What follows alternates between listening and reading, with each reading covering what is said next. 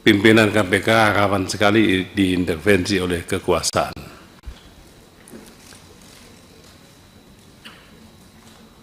Apabila saudara diperintahkan supaya si A ditetapkan sebagai tersangka, korupsinya memang gamblang sekali. Tetapi si yang punya kuasa tadi perintahkan, ini dokumennya, ini buktinya, tolong saudara tetapkan jadi tersangka.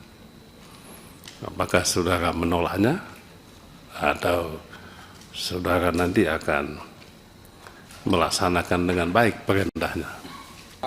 Selanjutnya Partai Demokrat. Juru bicaranya Bang Beni Kaharman. Ya. Saya kan?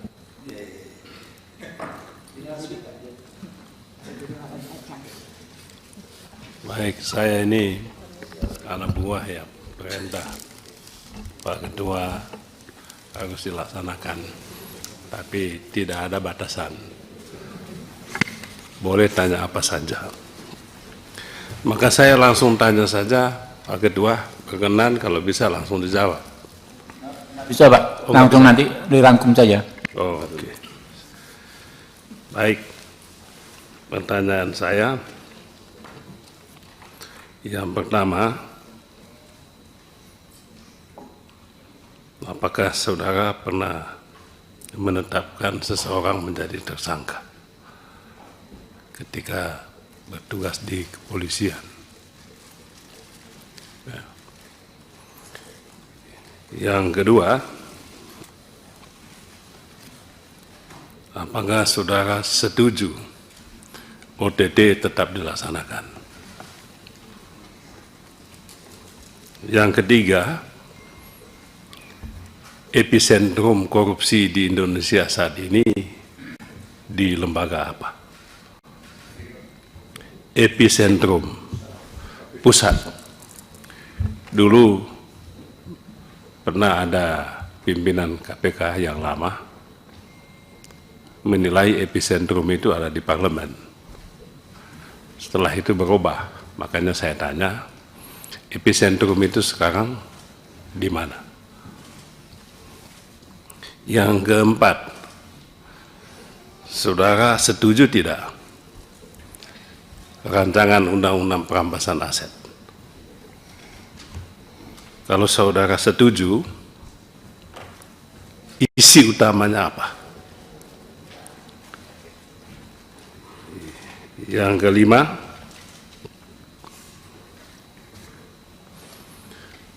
pimpinan KPK rawan sekali diintervensi oleh kekuasaan.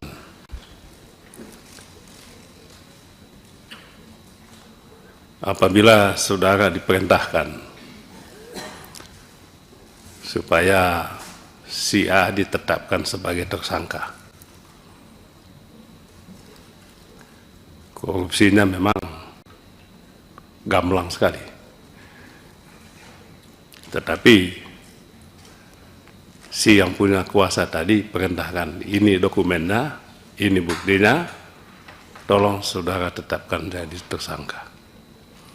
Apakah saudara menolaknya atau saudara nanti akan melaksanakan dengan baik perintahnya? Terakhir, jika saudara jadi pimpinan KPK nantinya, apakah saudara menolak atau tidak menolak jika ada para pihak, kalau para pihak ya, atau calon tersangka? Calon tersangka kan bisa kirim surat dulu, belum jelas statusnya.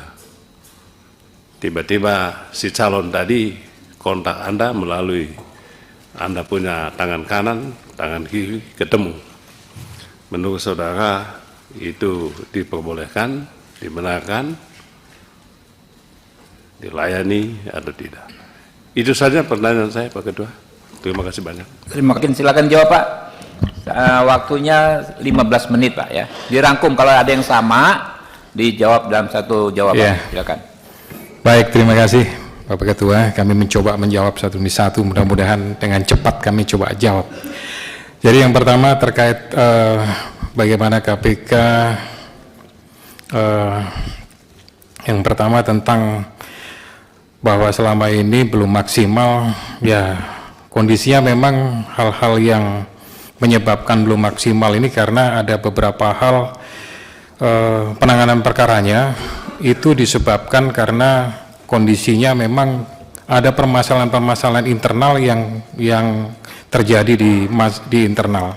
Tadi Pak Safroni sampaikan bahwa faktor-faktor yang terjadi selama ini itu dibandingkan dengan kejaksaan itu lebih banyak, sehingga lebih banyak di internal sendiri lebih apa ya istilahnya, mungkin ngubek di dalam saja gitu, sehingga langkah-langkah strategis yang harus dilakukan menurut saya harus merubah IQ-nya, harus lebih banyak kepada kasus-kasus yang lebih besar, lebih kepada kasus-kasus yang kecil itu tidak lagi, tetapi kepada kasus yang lebih besar. Kemudian kepada permasalahan-permasalahan sumber daya alam, nah ini juga harus lebih ditujukan lagi. Kedeputian pencegahan itu juga harus lebih fokus kepada masalah-masalah sumber daya alam. Kemudian kasus-kasus yang belum terungkap itu lebih ditingkatkan lagi untuk bisa fokus kepada hal-hal tersebut. Kemudian terkait masalah IQ kami sampaikan khususnya kepada Pak Safrudin, ini banyak kasus-kasus yang unsurnya itu pengembangan perkara. Nah, pengembangan perkara ini bisa ditindaklanjuti tetapi dengan penilaian lebih kecil. Artinya kalau misalkan pasalnya itu atau mungkin unsurnya itu 55, kemudian TPPU dan lain-lain, boleh dilanjutkan tetapi harus lebih cepat. Ada beberapa penanganan kasus misalkan TPPU, itu sudah beberapa tahun, bahkan ada tersangkanya sudah mau keluar, kemudian dimasukkan lagi atau ditersangkakan lagi. Ini juga menurut saya tidak pas, harusnya itu sudah ditingkatkan dengan lebih cepat lagi.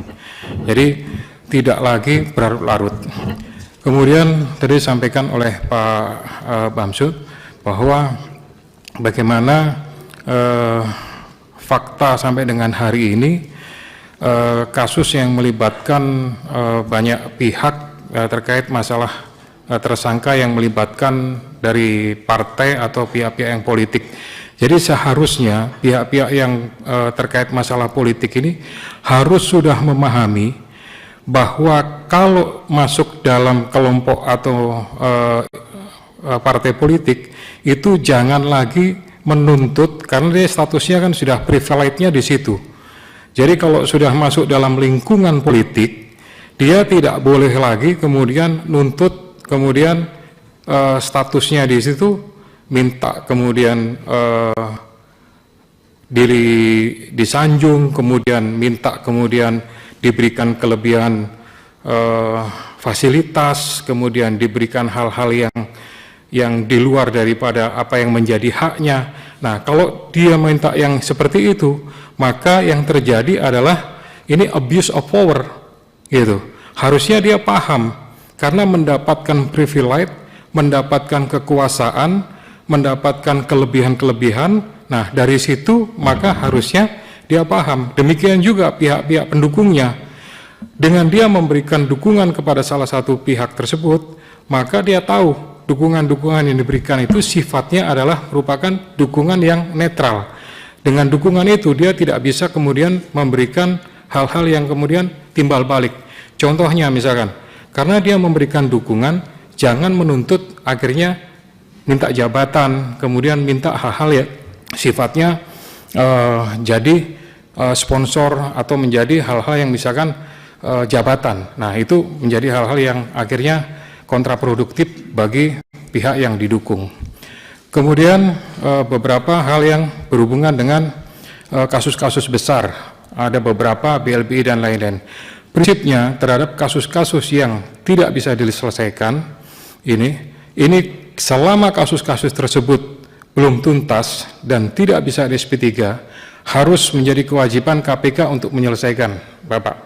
Karena tidak bisa di SP3, ini menjadi kewajiban penyidik untuk menuntaskan. Nah, berkaitan dengan pasal 2 dan pasal 3, tadi ditanyakan juga bahwa ini memang pasal 2 dan pasal 3 ini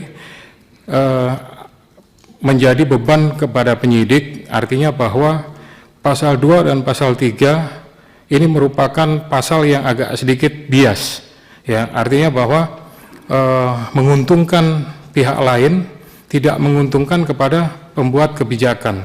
Contohnya misalkan PPK, dia tidak mengambil sebuah keuntungan, tapi pihak lain yang diuntungkan, gitu. Yang diuntungkan adalah vendornya, sedangkan PPK-nya tidak diuntungkan. Nah, menurut kami ini sebaiknya ada judicial review atau mungkin peninjauan kembali di Mahkamah Konstitusi sehingga pengambil kebijakan tidak disalahkan. Kemudian tunggakan-tunggakan perkara menurut saya harus segera dituntaskan sehingga tidak menggantung, tapi tidak bisa dihentikan karena pasal 40 itu yang bisa dihentikan adalah yang memang alat buktinya itu tidak cukup. Tapi selama alat buktinya cukup, itu tidak bisa dihentikan. Kemudian terkait masalah KPK belum optimal, kemudian ada gap, ya, sejauh ini kami sadari bahwa ada lembaga penegak hukum yang memang saat ini luar biasa penanganannya. KPK menyadari bahwa ini harus menjadi perhatian, harus berubah pelaksanaan tugasnya, namun demikian perubahan-perubahan ini menjadi tanggung jawab pimpinan nantinya. Kami berharap bahwa pimpinan betul-betul kolektif kolegial, tidak ada lagi istilahnya 3241, tapi betul-betul kolektif kolegial ini betul-betul maksimal. Kami meyakini bahwa dengan kolektif kolegial dengan maksimal, ya, sejauh ini akan menjadi kekuatan. Kemudian integritas yang diperlukan. Kami mencoba nantinya integritas yang diperlukan oleh pimpinan ini, bahkan kalau perlu di KPK itu ada lift VIP yang menjadi jalur pimpinan. Kalau perlu ini akan dirubah. Jadi ya itu berlaku umum saja. Jadi tidak perlu lagi ada lift VIP yang itu jalur hanya untuk pimpinan saja. Jadi selama ini pimpinan itu turun di basement, kemudian masuk di lift VIP sampai di lantai 15 dan tidak pernah ketemu dengan pegawai, tidak pernah berinteraksi dengan pegawai, kemudian pulang juga seperti itu. Jadi menurut saya hubungan dengan pegawai menurut saya sangat jarang sekali. Nah, dengan mungkin melalui lift yang biasa, menurut saya komunikasi interaksi dengan pegawai akan lebih bagus. Ya, kemudian terkait masalah OTT, menurut kami OTT itu masih diperlukan. Karena kenapa diperlukan? OTT adalah pintu masuk terhadap perkara-perkara yang diperlukan untuk bisa membuka perkara yang lebih besar. Memang OTT ini tidak perlu harus banyak, gitu, betul-betul selektif, prioritas, gitu, tapi masih diperlukan untuk saat ini. Ya, betul-betul selektif prioritas dalam rangka mengantisipasi hal-hal misalkan adanya pra peradilan dan lain-lain, tapi betul-betul selektif. Ya, dilaksanakan secara rigid, secara bersih, ya, tanpa melakukan hal-hal yang meminimalisir kesalahan, ya, tidak ada hal-hal yang menimbulkan risiko, tapi menimbulkan bisa membuka permasalahan atau perkara-perkara yang lebih besar lagi. Dan ini diharapkan bisa membuka perkara yang bisa dikatakan nanti ya big fish lah, kira-kira seperti itu. Kemudian tadi sampaikan juga sama Pak Saroni, pencegahan ya mungkin lebih eksklusif saat ini memang perlu, apalagi pemerintahan sekarang banyak sekali programnya, ya, dalam rangka mengurangi pemborosan, kemudian kementerian juga lebih besar lagi. Menurut saya KPK harus banyak bekerja sama dengan pemerintahan dalam arti mendukung apa yang menjadi program daripada Bapak Presiden Republik Indonesia untuk bisa mengamankan apa yang menjadi program-program beliau. Kemudian dari Pak Rudianto disampaikan bahwa sampai kapan Indonesia bebas korupsi. Saya kira ini perlu kerjasama dari kita semuanya.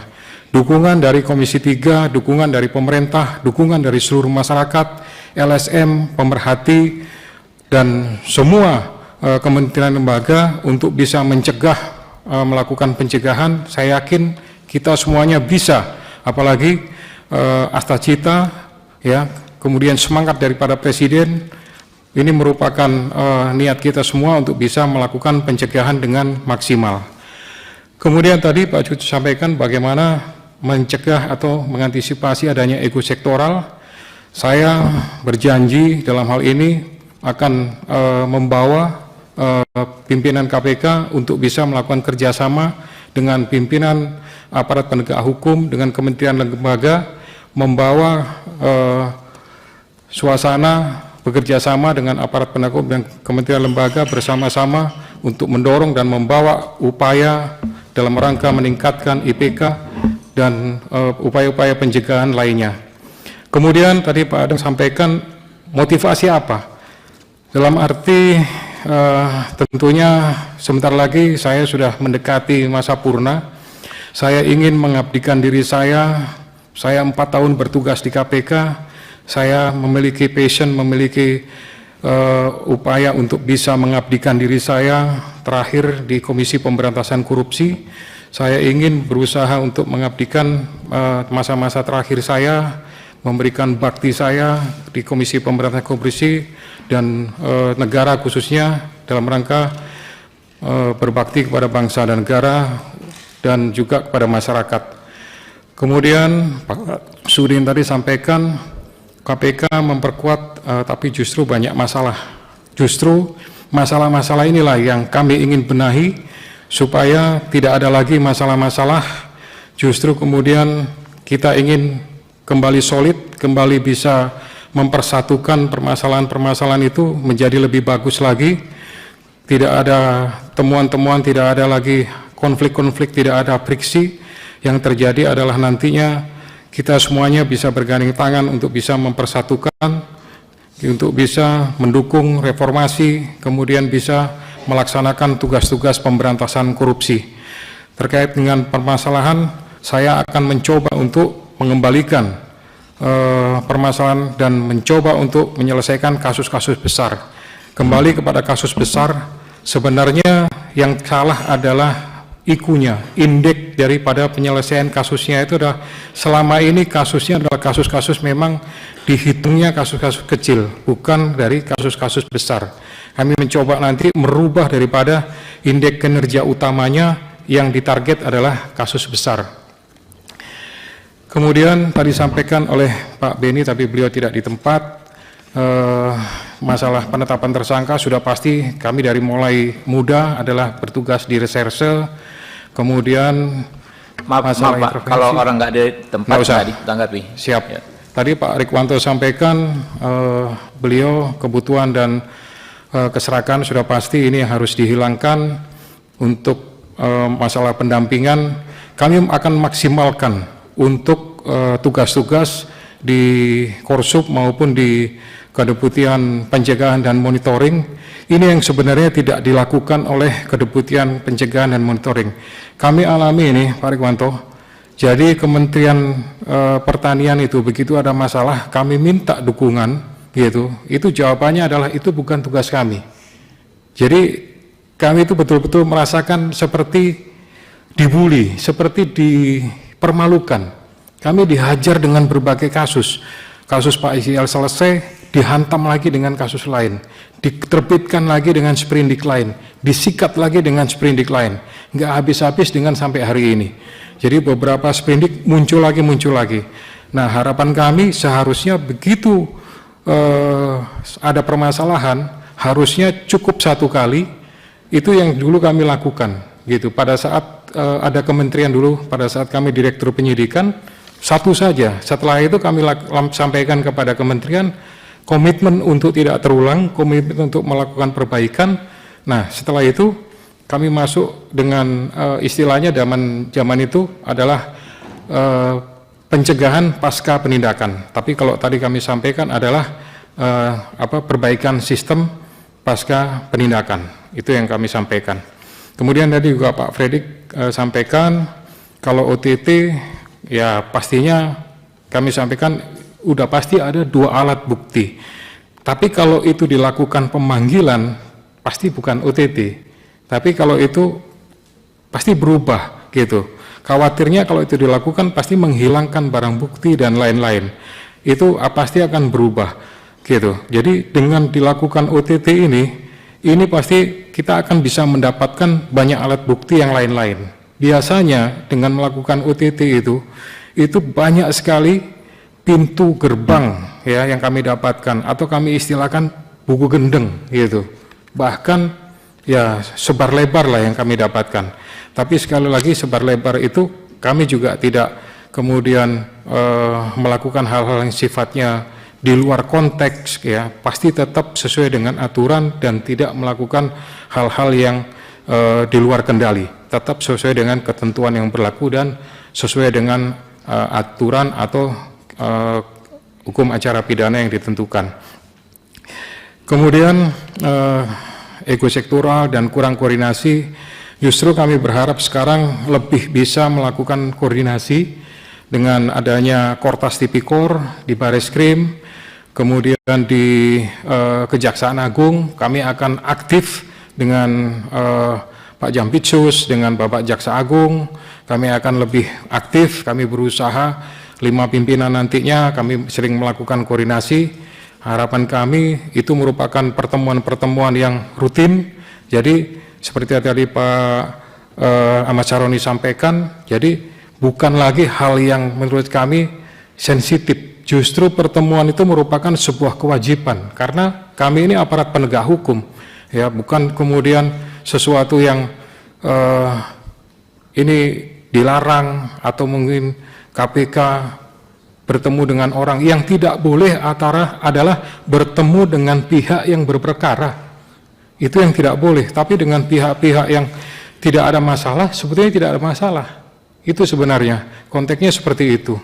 Kemudian tadi, mohon izin Pak Nasir Jamil, sebenarnya kami masuk di Kementerian Pertanian Pak, itu bulan Maret.